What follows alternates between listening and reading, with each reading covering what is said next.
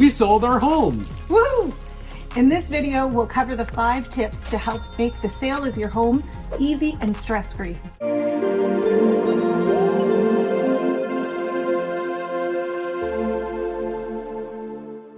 Welcome back to Living in YYC, everybody. If you watched last week's video, you know that we bought a house. We sold our house as well. Yes, we did. And so in this video, we're going to be talking about the 5 tips that we really believe are going to help you make a very easy and stress-free sale process. And yeah, go back, watch that buying video, especially if you're more on the buying side. But this is more for selling. So we're going to be talking about what we did to really, you knocked it out of the park. I'm not gonna lie, you just absolutely crushed it. You worked your butt off, and we got our home sold in 2 days, conditionally sold, and then firm sold within 7 days. So how did we do it?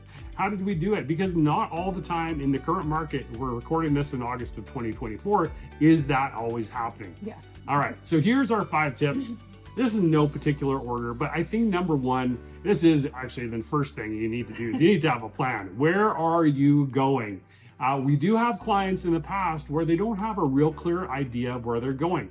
That is stressful. That is stressful for them because you pretty much know your house is going to sell if it's priced correctly in Calgary. So you got to know where you're going, right? Is it renting for a while? Is it purchasing in another province? Do you already have a house? Do you have an island? There's ways that we can massage the deal. Message us for details on that. We're not going to go into it here on YouTube, but message us for details on how we can make the deal work when you buy and when you sell. But you got to have a plan. That is one of the first things we are going to be discussing with you. Natalie, let's go into tip number 2. Tip number 2, this is a big one, are the fixes in your house. So we always tell our clients, if you were a buyer coming into your home and you looked around, what would you rate your home condition as? Yeah. If it is not a 9 or a 10, then you probably got a little bit of work to do. So the big one is doing all the paint touch-ups. It's cleaning the baseboards and doing baseboard touch-ups. Those are big ones, mainly because that really shows how you maintain your house. As soon as someone walks in the door, if they see a bunch of chipped baseboards and dirty windowsills, they're like, ooh, what's next? It puts a negative connotation on it. So you want that house spick and span. The other thing is curb appeal.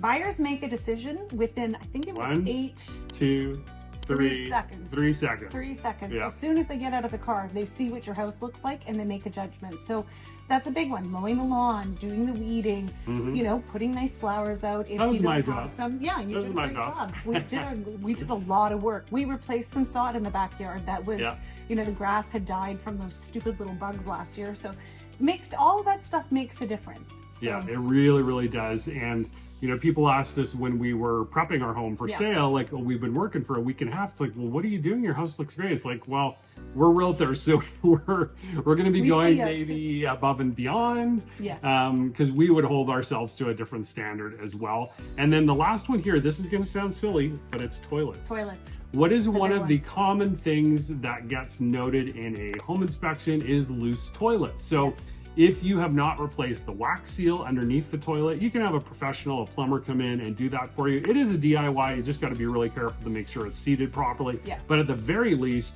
grab a wrench, a crescent wrench, or what do they call them? Channel locks in the States. That's a US thing. We call them a crescent wrench. If you grab a crescent wrench, just gently tighten them so that toilet is not going to be loose. It's just something that comes up in a home inspection all the time. The other thing I would say as well is tightening any loose faucets. That's a big one. That can always lead to leaks and things like that. So you just want to mitigate any of those kind of issues coming up. Yeah, we had a toilet valve in the main bathroom upstairs that wasn't working, so I replaced that. That's a super easy fix as well. Made sure it was nice and tight. Tested it multiple times to make sure it wasn't leaking. Just little things like that, right? And when the home inspection came back, the only thing was a recall on our furnace, which we're going to get looked at to make sure it's all good to go.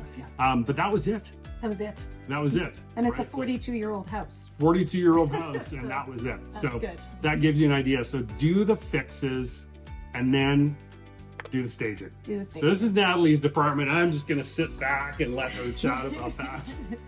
So staging, this is something we do with all of our sellers, is I provide a staging checklist. So what we do is I come into the house, We do a tour of the home. I sort of take pictures as I go, and then I can make suggestions of things to move or remove, and decluttering and depersonalizing. And that sounds sort of funny. I've had people push back on the depersonalizing sometimes, and it's like 80% of buyers don't have a lot of imagination. So they need to picture themselves in that house. And if they're seeing your family photo sitting on the wall, it's hard for them to do that. It's such a silly little psychological thing. So it's about, making sure you're maximizing the layouts and having proper flow, and that you're showcasing every space in your home and its functionality. Yeah. And that can include, like with most of our sellers, we'll bring in additional decor if it's needed, and plants and all the fun stuff. So. Yeah.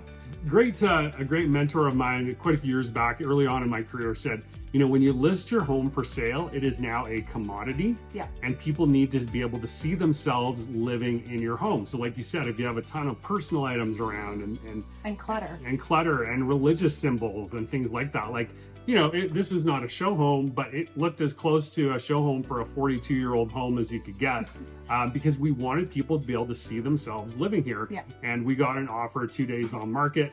It's a young family, and they're going to love it here. So we're just so excited for them. So that's number 3, staging. Number 4, pricing. I think you can do all of the things above. You can have a plan. You can do all the fixes. You can do the staging. But if you are priced incorrectly, it will not matter. A realtor friend of mine had a boss tell him one time, the best marketing doesn't make for less intelligent buyers. And their realtor is smart. They understand the market typically.